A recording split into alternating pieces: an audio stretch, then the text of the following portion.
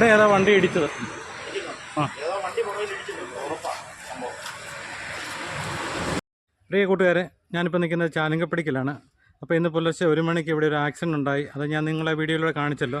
അപ്പോൾ ഞാൻ അതിൻ്റെ വീഡിയോ എടുത്ത സമയത്ത് ഇവിടെ വന്നപ്പോഴത്തേന് ആ ബൈക്കിൻ്റെ പടം എടുത്തപ്പോഴത്തേന് എനിക്കൊരു സംശയം തോന്നി. ഈ വാഹനത്തിനിട്ട് വേറെ ഒരു വാഹനം വന്ന് തട്ടിയിട്ടുണ്ടോ എന്ന് എനിക്കൊരു സംശയം തോന്നി. കാരണം ഇതിൻ്റെ പുറകുവശത്ത് നല്ല ചളുക്കാണ്. അപ്പം സാധാരണ ഒരു ബൈക്ക് പോയി ഒരു പോസ്റ്റിനിട്ട് ഇടിക്കുമ്പോഴത്തേന് എൻ്റെ ഫ്രണ്ട് വശമാണ് തകരുന്നത്. പക്ഷേ ഈ ബൈക്കിൻ്റെ പുറകുവശത്താണ് കൂടുതൽ പരിക്ക് പറ്റിയിരിക്കുന്നത്. അപ്പോൾ എൻ്റെ കണക്കൂട്ടൽ മുഴുവൻ ഇതിനിട്ട് വേറെ ഒരു വാഹനം രാത്രി വന്ന് ഇടിച്ചിട്ട് ഇദ്ദേഹം തെറിച്ചു പോയി, പോസ്റ്റിനിട്ടും ഇടിച്ചിട്ട് ഓടയ്ക്കകത്ത് വീണ് അങ്ങനെ കിടന്ന് മരണപ്പെട്ടതാണ്. അപ്പം ബാക്കിയെല്ലാം പോലീസിൻ്റെ അന്വേഷണത്തിൽ മനസ്സിലാവുമായിരിക്കും. അപ്പോൾ നമുക്ക് ആക്സിഡൻറ്റ് നടന്ന സ്ഥലത്താണ് ഞാൻ നിൽക്കുന്നത്. ഈ ഓടയ്ക്കകത്താണ് വിഷ്ണു മരിച്ചു കിടന്നത്. അപ്പം ഈ ബൈക്കിൻ്റെ പുറകുവശം നിങ്ങളൊന്ന് നോക്കിയേ, കണ്ടോ? അവിടെയെല്ലാം നല്ല പരിക്കുണ്ട് വണ്ടിയുടെ. അതുപോലെ തന്നെ വണ്ടിയുടെ സീറ്റിൻ്റെ അവിടുത്തെ കമ്പിയെല്ലാം അകത്തോട്ട് കണ്ടോ ചളുങ്ങിയിരിക്കുന്നത്. അപ്പം പുറകിലേതോ വണ്ടി തട്ടിയെന്നുള്ളത് 100% എനിക്ക് മനസ്സിലാവുന്നത്. ആ ആക്സിഡൻ്റ് ഉണ്ടായ സ്ഥലത്ത് തന്നെയാണ് വാഹനം കിടക്കുന്നത്. അവരാരും നീക്കം ചെയ്തിട്ടില്ല. പോലീസെല്ലാം വന്ന് നോക്കി. ഇനിയിപ്പം അവിടെ സമീപത്തൊക്കെ ഒത്തിരി CCTV ഉണ്ട്. അതും കൂടെ നോക്കിയാൽ മാത്രമേ ഇത് എന്താണെന്ന് മനസ്സിലാകത്തുള്ളൂ.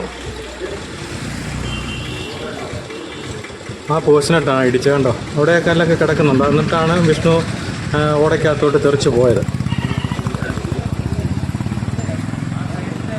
അപ്പോൾ അതിൻ്റെ ആ ഒരു അപകടത്തിൻ്റെ ഞെട്ടൽ ഇതുവരെ അവിടെയുള്ളവർക്ക് ആർക്കും മാറിയിട്ടില്ല. കാരണം ഇന്ന് വെളുപ്പിനെ കണ്ട സംഭവമല്ലേ, അത്രയ്ക്കും ഇങ്ങനെ വിഷ്ണു ആ ഓടയ്ക്കുള്ളിൽ കമിഴ്ന്ന് കിടക്കത്തക്ക രീതിയിലാണ് മൃതദേഹം കിടന്നത്.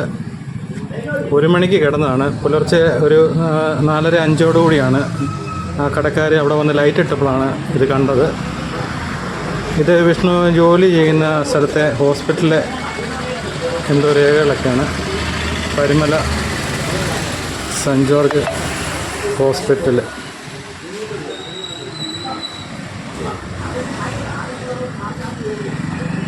വെള്ളം കുറച്ചേ ഉള്ളൂ ഓടയ്ക്കകത്ത്. അങ്ങനെ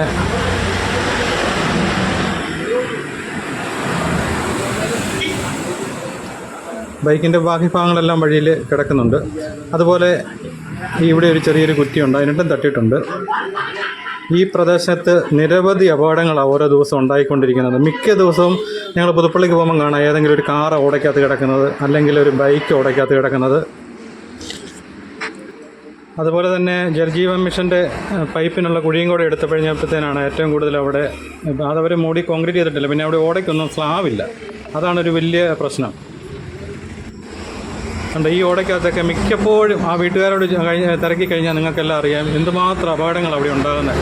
ഒന്നാമത്തെ വാഹനങ്ങളുടെ അമിത വേഗം, ബസ്സൊക്കെ വരുന്നത് കണ്ടു കഴിഞ്ഞാൽ, വളവ് വീശി വരുന്നത് കണ്ടു കഴിഞ്ഞാൽ നമ്മൾ തന്നെ പേടിച്ചു പോകും. അവിടെയൊക്കെ ഇതുകൊണ്ടാണ് ധാരാളം അപകടങ്ങൾ ഉണ്ടാകുന്നത്. അതുപോലെ എത്രയും പെട്ടെന്ന് ഇതിനൊരു പരിഹാരം പഞ്ചായത്ത് അധികാരിയുടെ ഭാഗത്തു നിന്നും PWയുടെ ഭാഗത്തു നിന്നും ഉണ്ടാകണമെന്ന് ജനങ്ങൾക്ക്. അതുപോലെ അപകടങ്ങൾ അവിടെ